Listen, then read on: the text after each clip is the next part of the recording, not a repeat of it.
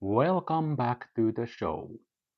Now, before we get started, let me just say that I do not approve the actions of Elon Musk. You should consider purchasing the Starlink if this is the only option in the world for fast internet connection. Good. Now, let's get going.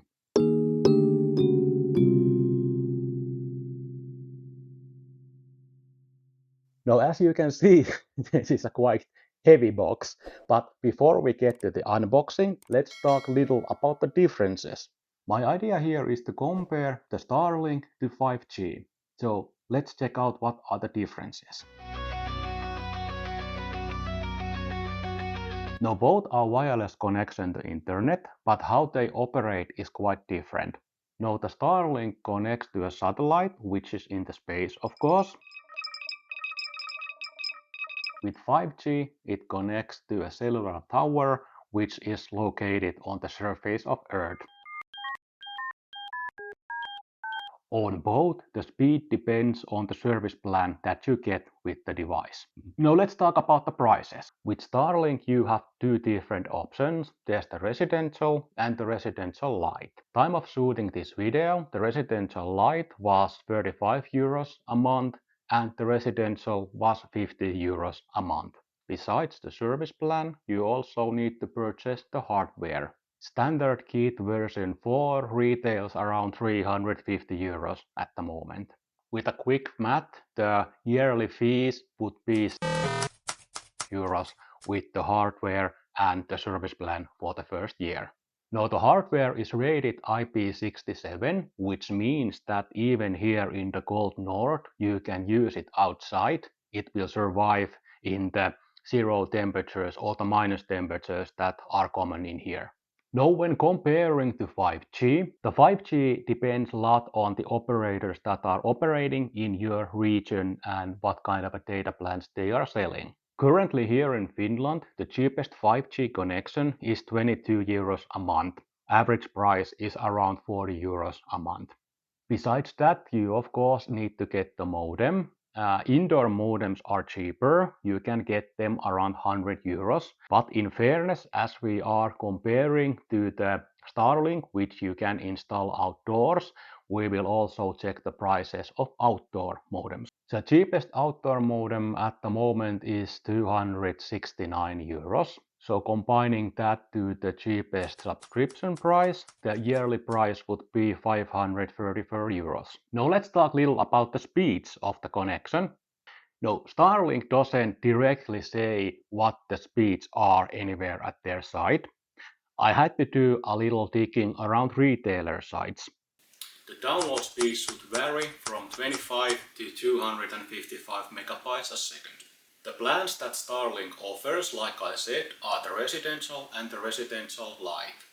The residential is marketed for households, which basically means, in my opinion, for multiple users. The speeds shouldn't change between the residential light and the residential. The both plans have unlimited data, but the residential light is noted to be unprioritized data. So based on what I've learned so far, that should be for a single or only few users. Currently in Finland, the 5G speed starts from 300 megabytes and they go up to 1 gigabyte at the moment. Currently we have about 600 megabyte connection here, so I will be comparing the Starlink to that. That's about talking the device. Now let's get to unboxing of this device. Before we get any further, special thanks to Cloudy Cola Comp for noticing that the channel name is One Hand on Deck. So I'm going to be doing this video using only one hand. This should be easier than the blindfolded gaming chair video that I did earlier. But hey, let's see. Okay, let's get this show on the road.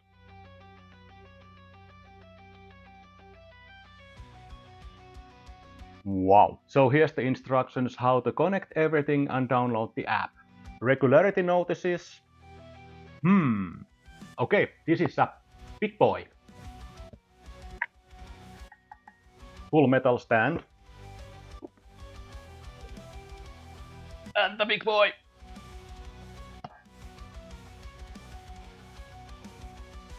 Oh. Whoa. Oh crap! I forgot I was meant to do this with one hand. Well, it's obvious that this cannot be done with just one hand. Yep. So this is the device for the outdoor that will connect to the satellite. And this is the indoor unit. The power cable sits firmly. Now there's the, I think this USB-C. Yeah, it's a USB-C, but it's really well isolated. There's some rubber layers here, and these make sure that there won't be any moist going into the connection. So the power cable for the unit is about 1.5 meters. This is, I would say, about 10 meters. That's it in the box. Next up, we will be installing this outside. Note that you can get different kind of stands ordered with the unit if you want to mount this to a wall or roof or something like that. This is the standard feed. And then we will install the app and test the connection for a few weeks, and I will let you know what actually I think about this one. Okay, I have now the app installed on my phone and the device is powered on, so let's see what happens next. Start the setup. Oh, I think I have to activate it. Confirm. Find clear view of the sky. Oh, okay, that should be done. Plug in the Starlink and router. Okay, that's done. Okay, then I have to connect to the Starlink Wi-Fi. There. Successfully paired. Great. Entering the network. Does it have to be pointing directly upward?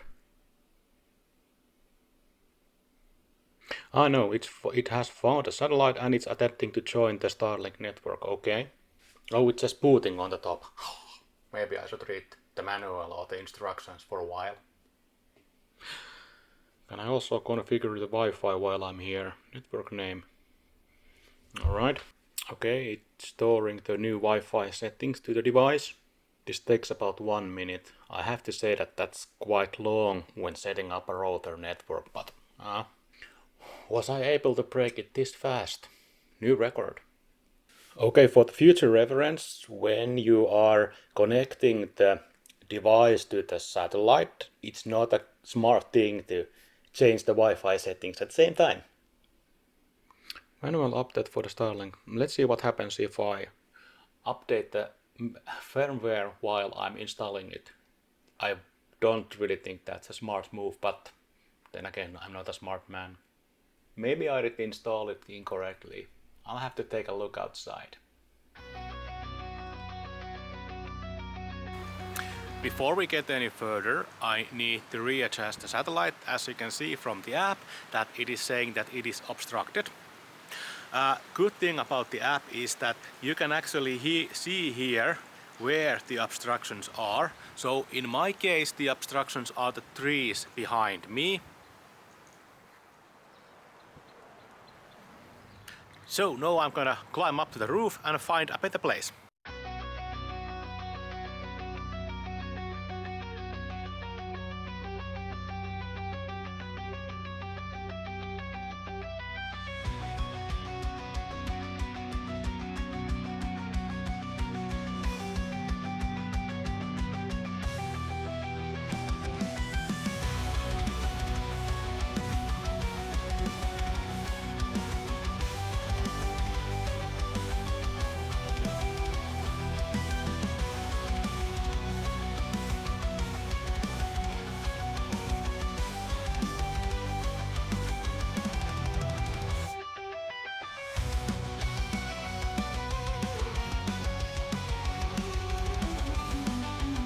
Setting it up is not that easy. Where I live, there are a lot of obstructions on the way. To get a better view of the sky, I think I would have needed to get a better installation mount to get the disc higher. But this is all we have at the moment, so let's see what happens. Alright, now the satellite is installed correctly to the roof. Not the perfect installation, but hey, it works. Now let's finish the installation from the app. I think I need to create an account first because it says that I don't have active subscriptions. Manage subscriptions, I need to sign in. Oh, I need to make an account. Where's the option for creating an account? Where the hell is the option to create an account? I can only sign in. This is stupid.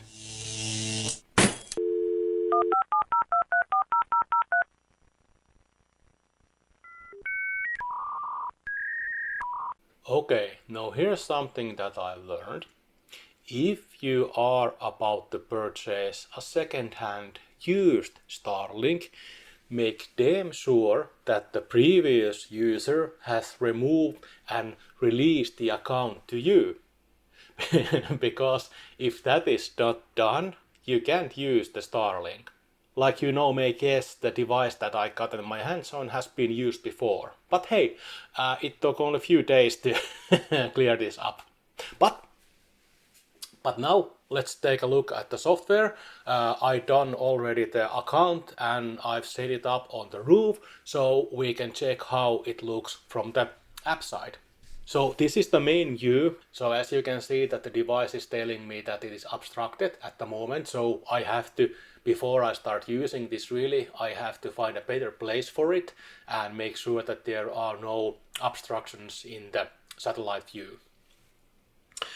Other than that, the app itself is quite easy to use. There's the ping statistics for the device, latency.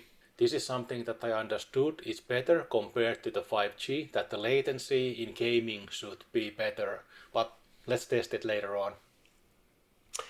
Statistics will show there are obstructions in last 15 minutes, the ping is working, latency, how much power it is using and how much data is going through. Okay. Network shows the devices that are currently connected to the device. This also supports mesh networking, so if you want to create a wider wireless home network, you can add in more devices. Speed testing will test the internet speed from the settings. Let's check this out. There's the basic information. You can divide it to 2.4 or 5 gigahertz networks. I prefer to use as only one. The subnet basic settings are there. Rebooting, custom DNS, bypass mode factory reset. Yeah. Was that all? Oh, that's the settings for the router. And then when you check the Starlink, this is quite good because I live here in the Nordics. The snow is an issue in winters, so there's an option to melt the snow, which can be quite good. I can't test it at the moment because it's summer when I'm shooting this video. Okay, you can set it to sleep mode if you don't want to use it. Software updates. Yeah, it is doing the updates by overnight automatically. Good. Reset obstructions, stall Starlink. Okay, the storage reboot. Yeah, basic settings for the satellite. Okay, that is basically all that she wrote from the app side. No, I will be using this for a few weeks. I will measure the speeds, compare this to my 5G, and I will let you know what I think of them once the testing is done. Okay, so now I have to admit that the testing didn't go as planned. As you might have noticed, I had real issues finding a good spot for the dish, and it reflected on the quality of the connection. Daily connections were really bad, Teams meetings timed out, online games were lagging. So even though we don't live in a highly populated area, we don't also live in the woods. But still, getting a good connection was just not possible. It was just possible to find a spot where there would have not been any obstructions on the way. And believe me, I tried. I moved the dish around the roof, but there was just not any spot that would have fixed that issue. However, there are good things. The download speeds based on the test that I performed were as promised, somewhere over 100, even up to 150 megabytes. But the connection was not stable, so that's the reason why it really was unusable. So I want you to keep this in mind if you are thinking about purchasing a Starlink. You can get the app and check the clear view from the app and see that if there are any obstructions in the area where you are planning to use it. In my case, I would have needed to get about 10 feet long pole and then some extension cables. Then it maybe could have worked. Just keep in mind that the clear view from the sky is really important with the Starlink. When I'm comparing this to the 5G that we're currently using, I feel that the 5G is just more mature than the Starlink at the moment.